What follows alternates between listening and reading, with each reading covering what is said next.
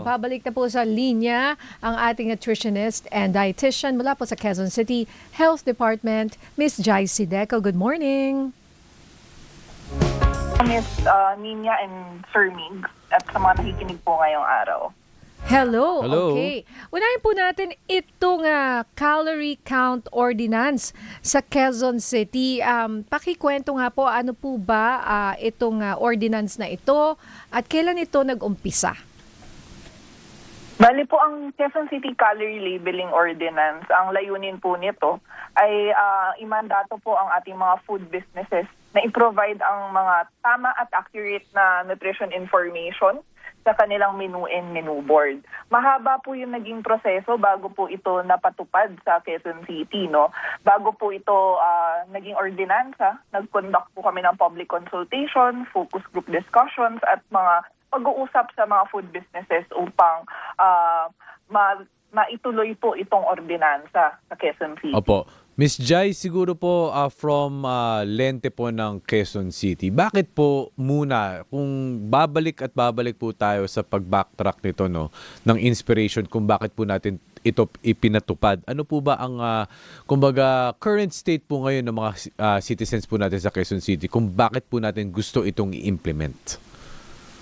Ali po sa Quezon City, no, makikita po natin na marami po tayong kaso ng lifestyle diseases. Ito po yung tulad ng hypertension, diabetes, sakit sa puso.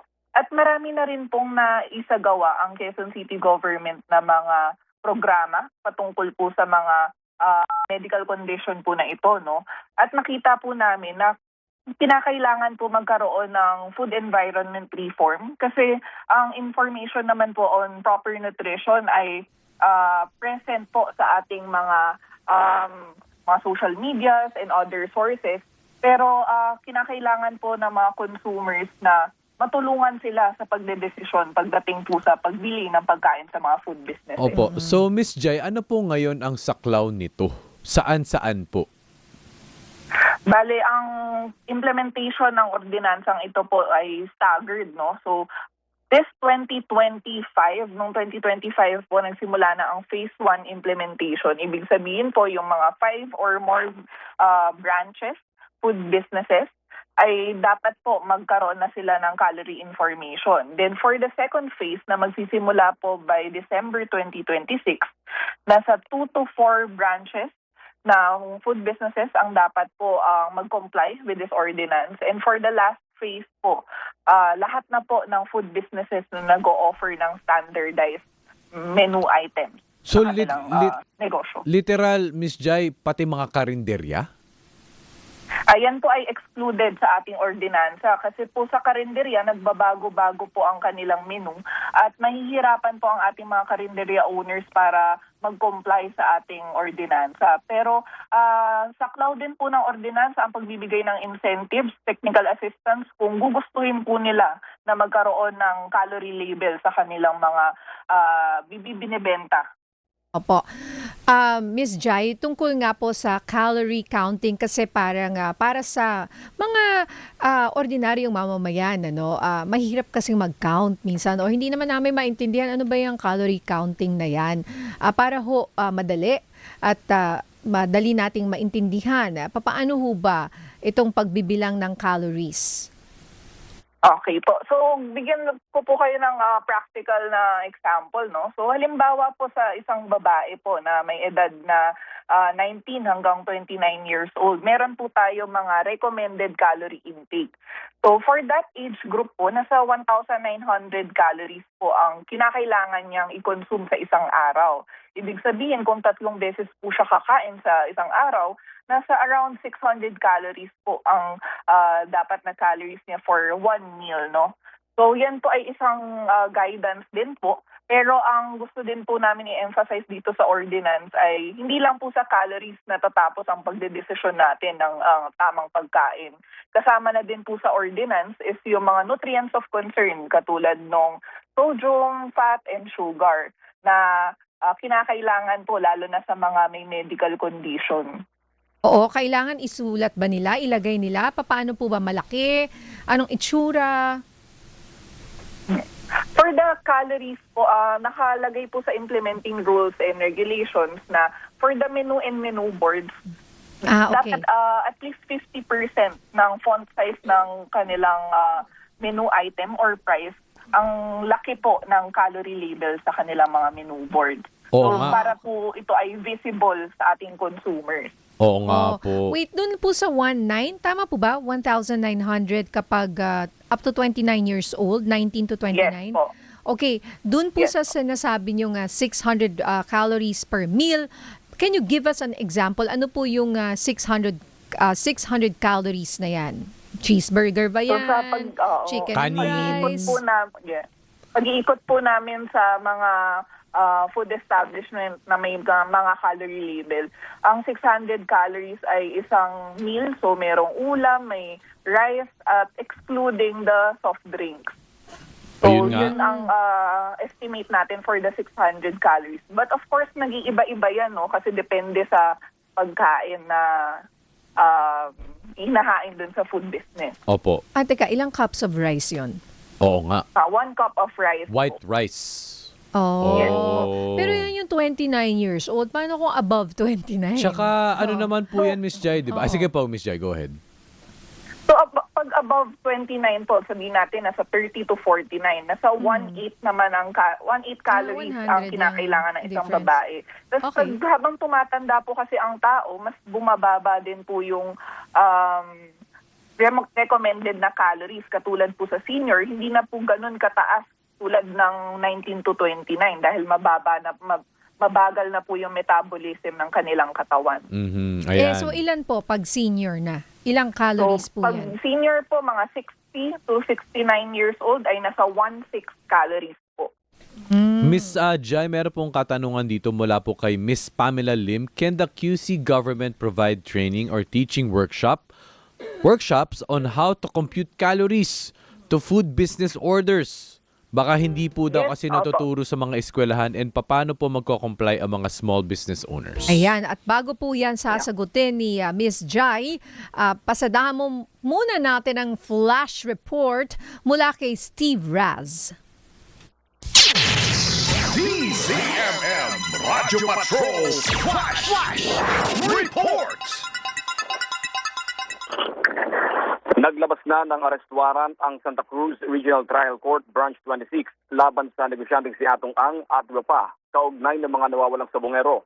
Base sa kopya ng warrant of arrest na pirmado ni Presiding Judge Mary Jean Kahandabong, pinaparesto na si Ang at iba pang kapwa-akusado sa kasong kidnapping with homicide na non-bailable o walang piyansa. Bukod sa Laguna, may kaso rin si Ang sa korte sa Batangas. Abang lamang ilang detalye dito sa DZMM Radyo Patrol 630 at DZMM Teleradyo. Yan ang balitang kumpirmado. Sigurado, ito ang Radyo Patrol Steve Raz, DZMM. DZMM Radyo Patrol Flash Report. Alright, maraming salamat sa iyo, Steve Raz. Balikan po natin ang ating nutritionist mula po sa Quezon City Health Department. Hello, Miss Jai. Andiyan ka pa? Hello, Ms. Nina. Yes Alright. po. Ito po, ulitin ko yung question mula po sa ating texter. Tinatanong ni Pamela Lim kung ang Quezon City government daw ba ay maaari mag-provide ng training or teaching workshop kung paano mag-compute ng calories sa mga food business orders na hindi raw natuturo sa mga eskwelahan at paano raw magko-comply yung mga small business owners. Okay. So, nakapaloob po kasi sa ordinansa ang pagbibigay ng 1-year grace period sa mga food businesses. So, sa loob po ng 1 year na grace period na ito, nag-conduct po kami ng mga trainings and tumatanggap din po kami ng one-on-one session sa mga food businesses na gustong matuto po on the calorie and nutrient information. In addition to that po, kasama din po sa ordinansa ang methods of nutrient calculation. So, may options po si food business. First is maaari po nilang isubmit sa any FDA-accredited laboratory, magpa-compute sa registered nutritionist dietitians kung saan nagbibigay po kami ng linkages. Third is by the use of the Menu Eval Plus tool. So, ito po ay accessible po and free. Ito po ang ginagamit namin para turuan ang ating mga food businesses to compute yung calories calorie and nutrient information. Doon. Okay, ma'am, dun po sa aming question of the day, meron po ba kayong mga practical tips or advice sa mga pwedeng gawin ng mga ordinaryong mamamayan para maging mas healthy ang diet po namin? So sa paggamit po ng calorie label, no, isang guidance din po ito sa pag-diet ng isang tao. Hindi naman po namin dinedeprive kung yun talaga ang gusto niyang kainin for that meal. Ang maganda po ay nagkakaroon po siya ng awareness kung sobra o mababa yung calories.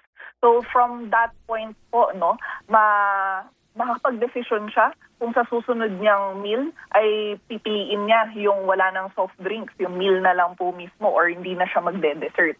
Or kaya naman po pag sabihin natin, ang pagkain kasi parte ng kultura natin. Kaya hindi naman natin sila dinedeprive. Pagdating sa portion sizes, maaari silang pumili na mas maliit na portion para po ma-enjoy pa rin nila ang pagkain. Ito po, Miss Jai, question po. Pati siguro sa mga nasa bahay na siguro may mga ibang marunong or gustong mag-calorie count. Para sa mga business owners, paano ba talaga nagka-calorie count? Meron po ba yung timbang? Meron ba yung parang mga aparato para talagang masakto na sabihin natin, itong portion na to is kumari 274 calories? Okay po. So sa pag-compute po ng calorie and nutrient information, ang kinakailangan po first is the standardized recipe. Kaya po ang saklaw lang po ng ordinansang ito ay yung may standardized items. Ibig sabihin yun ay araw-araw na available sa ating food business. Kasi sa standardized recipe, eksakto po or fixed yung amount ng ingredients at yung mismong ingredients list po, no? So kailangan lang po nila makuha yung timbang at kung anong klase ng ingredient po ito at paano siya iniluto. So yan po ang ginagamit natin for calorie calculation. Then meron tayong mga tools kung saan nandun na po kung ilan ang calories, ilan na po yung mga sodium, sugar, and fat. Well, just basic lang po, no, Miss Jai, mandated po at least para sa mga chains. Sabi nyo nga kanina, no, 2025, yung mga more than 5 branches. So, imagine mga chains po yan, mga malalaking business. 2 to 4 branches, yung mga medyo malalaki na rin, mga nasa medium enterprise. Talagang mandated sila to have these kinds of tools and apparatus para po sa kanilang mga kusina. Opo. Okay. And with regard naman po sa ating mga yung mga sausawan, meron kasing nag-react po dito sa Facebook or sa YouTube. Sabi niya, kasi ang mga Pilipino mahilig nga raw sa mga maaalat. Sabi ni Estrella Garcia, may asin at patis na may bagoong pa. Napapaisip ka tuloy yung sarap. May toyo pa. Sarap. Diba? Ano po ang masasabi niyo dyan? Kasi yun nga, ang diet kasi nga natin, yung mga ulam natin mataas sa sodium or maalat. Yes po. So, kasama din po yan sa pagko-compute dapat ng food business. Kung kasama po yung sausawan doon sa meal, kailangan po kasama siya sa computation. Dahil alam natin, usually dyan sa mga sausawan, mataas ang sodium dyan and yung fat, maaari pong mangyari yun, no? Pero ang exclusion po ng ordinansa ay yung mga standalone items katulad ng mga ketchup na nakalagay lang naman po sa side table. Yan po ay hindi po kasama sa calorie label. Oo, pero ang taas rin ng, maalat ang ketchup, ano? Bilang nutritionist po, ano po ba ang effect nito sa ating mga katawan, Miss Jai? So, yes po. Kung mahilig po tayo sa sausawan, no, talagang makikita natin mataas po yan sa sodium. Karamihan po ng ating mga sausawan. Kaya kung maaari po doon tayo sa mga tinatawag natin herbs and spices na mas better choice compared sa ating mga sausawan po. Sa mga kape po, kasi kanina Miss Jen, napag-usapan natin ng kape. Mga Pilipino mahilig sa kape. Ano po ba talaga dapat more or less para masagot din natin yung question of the day para mas maging healthy kahit papano ang pag-inom natin ng kape, Miss Jai? Okay, so pag kape naman po, of course, kailangan in moderation tayo, no? Siguro kahit 1 to 2 cups a day, yan po ay okay na po sa ating katawan. Pero ang mas better option po natin dyan ay yung mga brewed coffee. Iiwasan din po natin yung mga 3-in-1 dahil mataas po yan sa sugar, maaaring mataas din siya sa sodium. At yun po ang mas magandang option talaga, yung mga brewed coffee. Eh, Oo nga. mga soft drinks, mga juice na matatamis, mga iced tea, milk tea, frap, o yung mga kape na may mga, di ba, may mga Spanish, Oo nga. na Sea salt, latte, matcha. o mga mocha. Mocha. Ayan, Yan. Miss Jai. Ano ang Ayan, comment so- niyo dyan? Yan naman po yung tinatawag nating liquid calories, no? So, pag ininom natin, mataas na siya sa calories kasi usually mataas ang sugar niya. So, yan po ay kung pwede, in moderation, iwasan din po natin kung maaari, kung meron po tayong existing medical condition dahil maaaring makapagpa-increase po yan ang ating blood sugar. At kung titingnan natin yung mga calories ng ating mga sugary beverage, kung titingnan po natin sa mga food businesses dito sa Quezon City, around nasa 800 yung iba. So lagpas na sa isang meal na dapat po kumpleto na sa nutrients. Meron na siyang rice, vegetables, and yung source of protein natin compared sa mga sugary beverages. O yung bang isang sugary beverage, can you give us an example kumbaga sa isang milk tea, na regular milk tea, yan, na 100% yung kanyang sugar. Yung normal lasa Yan. ng milk tea, ilang calories yan more or less? Okay, so nag-iiba-iba yung pagdating sa milk tea, no? Pero meron po kami nakita sa compliant na po sa calorie labeling is nasa around 700 to 800 calories po siya. Ha? Yun na agad yun. Yun na Teka lang, nga. parang isang Kung meal na yun 100% po, no? Na Yeah. sugar. Teka lang, napaisip ako. Sabi ko sa'yo, Ate Nins, Nins, eh. milk tea ako, yun na pala yung lunch ko. Yung pagtakbo ko ng 2 hours ng Sunday, 1,000 o 700, edi para Isang lang ako milk nag-milk tea. Nag-milk tea ka lang. Tapos isang oras ka tumakbo. Kaya bago ka bumili ng milk tea, isipin mo Iisip-isip ka muna. muna. Or sabihin mo 50% sugar, Esep-esep. 25% Chang sugar. Ami shout out. Ano ba? Esep-esep. Yes, Chang Ami. Chang, Esep-esep. Diba? Isipin natin mabuti. Oo. Nako, yung last na, yung mga, sabihin natin soft drinks, yan. Yung isang can ng soft drinks or isang, ano ba yun, bote ng soft drinks. Mm-mm. So Miss kung Jai. titingnan po yung natin yung nutrition facts, around 200 calories naman. Kasi usually yung mga soft drinks, nag-reformulate na siya to smaller portions. Diba po available na siya sa mga supermarkets, yung mga maliliit na Oo nga, cute yung mga size solo. ng Yung cute-cute, mga- oo, Yes. cute. Cute. Oh, may Oo. ganun Yes. pala, no? Opo. At least kung iinom ka yung ganun lang or half lang, Oo nga. So, nasa mga 200. Yun yung maliit. Eh, yung normal po, yung kunyari in can, soda in can. 300 ml yata, mga ganun. Ilang For calories? the soda in can, I'm not sure po, di ko pa po na-check yung sa soft drinks, but we can estimate po higher than 200 calories. Yes, po, yes, no? yes. And So, mas mataas yung milk pinaka-essence din tea. po kasi nitong Opo. ng pag iwas sa sugary beverages po, no? Yun Kung talaga. i-compare natin siya sa mga fruit beverages na walang added refined sugar, mas mabilis tayong mabubusog compared sa kung iinom tayo ng soft drinks. So yun po yung importance din kung ang pipiliin natin ay yung mga fresh fruit juices over soft drinks. So Miss J, itatahilan po natin sa overall purpose po nito ng pinag-uusapan natin. Napansin nyo nga po sa Quezon City na marami po ang cases ng lifestyle diseases. And malaki po ang factor ng sugar dito. Yes po. Okay, Ayan. alright. Ingat-ingat po kasi alam niyo na, diabetes, di ba mataas sa sugar, yung mga Oo. iba borderline diabetes. Nagsasanga-sanga din. Di ba tayo Oo. ay nag-warning na ngayon DOH na talagang maraming Pinoy at dumarami, pabata ng pabata ang mga nagkaka-diabetes. Kaya Diabetes. ingat po tayo sa ating sugar. Sabi nga, maalat, matamis, mataba. Mataba. Yan po ang Triple iwasan po M. natin. Moderation lang. Maraming salamat, Miss Jai Sideco ng Quezon City Health Department. Bye, Miss Bye Jai. po. Thank you Salamat. po. Thank you po.